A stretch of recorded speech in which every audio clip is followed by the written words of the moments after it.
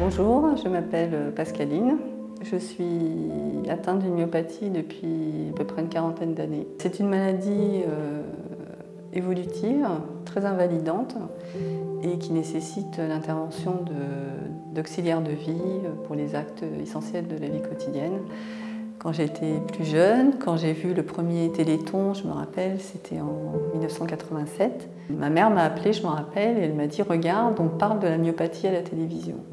Il va y avoir une émission, ils vont chercher les traitements pour la myopathie. » Et ce jour-là, j'ai vraiment eu l'espoir. J'étais dans un cauchemar et je me disais « Mais c'est super, on va avoir de l'argent, je vais en sortir, je vais pouvoir vivre ma vie comme je veux. » Il y a quelques années, je me suis aperçue que finalement, mais non, tout ça, c'est faux, il n'y a rien. C'est juste qu'on entretient cette illusion chez les gens, on entretient ce mensonge de leur dire on va vous guérir, on va vous guérir. Tant de recherches, aucune guérison. Pourquoi? Tout simplement parce que je ne suis pas un chien, quoi. Maintenant, il faut arrêter de s'illusionner, de croire qu'on va trouver des médicaments pour les humains en prenant d'autres espèces animales. Pourquoi je suis à ce point contre l'expérimentation animale? Parce que je n'ai pas demandé à ce que des animaux souffrent pour moi, en fait. Je ne veux pas. Ça fait mal.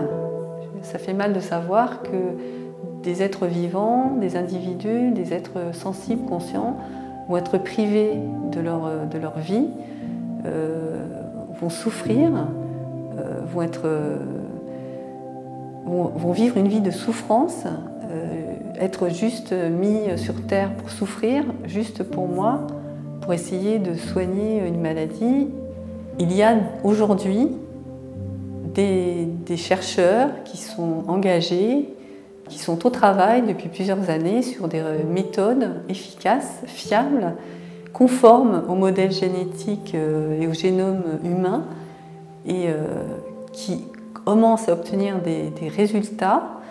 Pourquoi continuer à financer une recherche qui ne nous guérit pas? Si vous voulez vraiment aider les malades, ne donnez plus au Téléthon et financez la recherche scientifique qui n'utilise pas les animaux. Merci.